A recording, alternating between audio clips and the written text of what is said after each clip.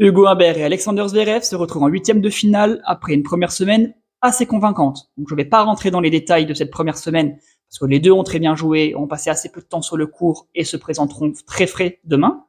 On va passer directement en face à face. Donc ils se sont affrontés 3 fois, mais je vais revenir particulièrement sur les 2 derniers matchs joués à Paris-Bercy, donc en 2023 et 2024. Zverev a gagné les 2 matchs, mais les scénarios des matchs étaient très différents. Donc en 2023, Zverev remporte un match de fou depuis 3 heures, 3 heures et demie, dans lequel Hugo a mené plusieurs fois, mais a finalement craqué de fatigue. Zverev est revenu et a réussi à conclure. Donc ce match était déroulé au second tour, après que Hugo ait pulvérisé Giron au premier. Donc il est arrivé très frais, à la fois mentalement et physiquement, et c'est un critère qui est assez important à prendre en compte.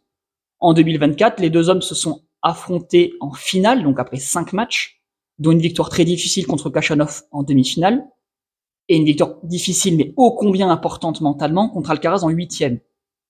Donc, Hugo est tout à fait capable de battre les meilleurs quand il est en forme.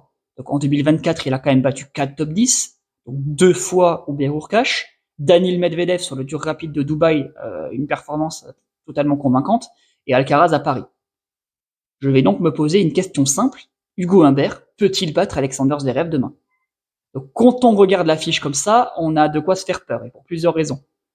Déjà, Alexander Zverev est numéro 2 mondial, il est demi-finaliste en titre, il a passé un cap en Grand Chelem, alors qu'Hugo Humbert, lui, il tarde à faire des débuts convaincants à ce niveau-là. En regardant les 2 matchs à Paris-Bercy dont je viens de parler, je me dis qu'il y a vraiment un coup à faire. Mais il faudra particulièrement bien s'y prendre, et pour commencer, il faudra faire attention à 2-3 points. Donc, Hugo Humbert s'offre assez peu de points gratuits, et Zverev a un retour défensif, donc il fait jouer. Donc s'offrir peu de points gratuits contre un gars comme Zverev qui fait beaucoup jouer au retour, a priori, on peut se dire qu'il y aura des échanges. Et c'est pas vraiment une bonne nouvelle parce que Zverev est beaucoup mieux armé pour gagner régulièrement ses échanges. Une fois l'échange lancé, justement, Hugo joue beaucoup de coups droits et les joue croisés. Le souci, c'est qu'il n'est pas très bon dès qu'il doit en jouer 2 ou 3 d'affilée. Il gagne moins d'un échange sur 2 dans cette filière, et manque de chance, comme il est gaucher, son coup droit croisé est joué sur le revers de Zverev. Donc, c'est une bonne nouvelle dans la majorité des cas, mais cette filière peu rentable, c'est aussi la filière de Zverev, qui joue ses revers croisés. Donc, cette diagonale, ça n'a pas du tout favorisé Hugo Humbert. Zverev est vraiment le meilleur dans ce domaine, donc il va vraiment falloir éviter cette filière-là. Quand on combine tous ces éléments, on voit bien qu'en utilisant leur filière habituelle, Zverev a un net avantage dans l'échange. Il faudra à tout prix contourner ce problème en appliquant une tactique bien précise. Donc que ce soit au service ou au retour, Humbert doit dicter le jeu, ça passe impérativement par là. Il doit raccourcir les échanges le plus possible en misant sur des filières qui optimisent ses points gagnants et minimisent ses risques de faute. Donc, il ne s'y prendra pas de la même façon au service et au retour, mais la philosophie de base reste la même. Dans l'échange, prendre la balle tôt poussera Zverev à la passivité, ce qui est souvent une bonne nouvelle. Au service, donc on verra que Zverev retourne beaucoup, mais il retourne court. La stratégie va se baser dessus. Donc il faudra impérativement passer la première balle. Donc ça, Hugo le fait plutôt bien. Obtenir un coup droit et le jouer décroisé. Monter à la volée le plus possible. Donc Zverev n'est pas le meilleur quand il doit tirer des passings, surtout en coup droit, il n'est pas le meilleur quand il est pressé, quand son adversaire l'étouffe. Il aime avoir le temps de préparer ses coups, il aime avoir le temps de donner du rythme à l'échange, de dicter l'échange, de se mettre dans des échanges longs. Et si l'échange est lancé, que Hugo n'a pas réussi à conclure suffisamment vite, jouer à fond le coup droit de Zverev, donc avec coup droit des croisés, revers des croisés, vraiment prendre la balle le plus tôt possible. Et au retour, on sait 2 choses. Zverev passe beaucoup de premières. Il sert fort et Hugo Humbert est plutôt vulnérable en retour de première. Il retourne de très près, il n'a pas forcément un très bon retour de première, il est souvent en danger dans cette filière. Par contre, Zverev a une seconde balle qui est beaucoup plus friable, et Hugo Humbert, lui, a un retour qui est très agressif, surtout sur les deuxièmes. Donc derrière la première, moi, je conseillerais à Hugo d'être très agressif. De toute façon, Zverev ne laisse très peu d'opportunités contre un joueur qui n'est pas calé pour retourner des premières. C'est pas rentable de jouer un style de jeu qui plaît pas, c'est pas tenable non plus, de jouer défensif sur le retour.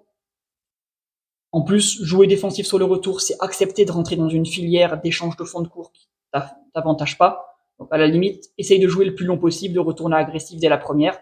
ça passe ou ça casse, mais au moins tu te donnes l'opportunité de jouer sur une filière qui, toi, t'avantage. Par contre, sur la seconde, là, c'est impératif, il faut être extrêmement agressif. Essayer de retourner long, donc ça, Hugo le fait très bien. Mettre Zverev dans une situation de passivité tout de suite, et ensuite tu peux appliquer tout ce qu'on a dit sur le premier service. Étouffer Zverev sur son coup droit, monter à la volée. Si tu le sens, n'hésite pas à faire des retours volés. Il faut impérativement pas laisser à Zverev l'opportunité de dicter l'échange. On va quand même avoir quelques points de vigilance et quelques conseils spécifiques. Donc déjà, il faudra impérativement passer la première balle. Zverev a un retour qui est quand même relativement qualitatif. Directement après le service, il faudra jouer en coup droit et pas en revers, parce qu'en revers, sur le premier coup après le service, Hugo a tendance à faire beaucoup trop de fautes, et tout va partir de ce premier coup. Donc à Paris l'an dernier, Hugo a pu jouer énormément de coups droits sur le premier coup de raquette, mais les a beaucoup caviardés, a beaucoup manqué, a fait assez peu de coups gagnants, et on voit que le résultat a été celui qu'il a été. Donc, tout passe par là. Ils sont la clé de voûte de toute la stratégie, c'est ça qui va permettre derrière de dicter l'échange, c'est le service, le bras de fer service-retour, et ce qui se passe directement après. En coup droit, jouer décroisé, en revers, jouer croisé. Donc on vise le coup droit de Zverev. En plus, en revers croisé, Hugo est plutôt efficace. Donc, monter au filet le plus possible, je voulais dire refuser l'échange impérativement. Mais pour moi, le plus important, ça va être de surveiller la forme physique et de rester très concentré. Donc on dilapide pas son énergie à fêter tous les points, tous les beaux coups, etc. On reste vraiment concentré de A à Z. Hugo est donné perdant, donc autant jouer crânement sa chance. Zverev est plutôt friable mentalement, donc si tu commences à lui rentrer dans la tête, tu peux lui faire extrêmement mal. Et vous voyez le tableau à l'écran. En quart de finale, c'est Davidovich Fokina ou Tommy Paul qui, eux, ont beaucoup joué pour en arriver à ce stade, qui seront peut-être pas aussi frais. Donc, même s'il faut pas y penser maintenant, qu'il faut rester vraiment focus sur cette épreuve, sur Alexander Zverev, il y a vraiment un beau coup à faire. Donc, en demi-finale, Hugo aurait vraisemblablement soit Djoko, soit Alcaraz. On aura l'occasion d'en reparler à ce moment-là si Zverev est battu. Donc, c'est tout pour cette petite vidéo. Moi, j'ai envie d'y croire. On se retrouve très vite pour une prochaine vidéo. Passez un bon week-end devant l'Open d'Australie, en famille, et salut!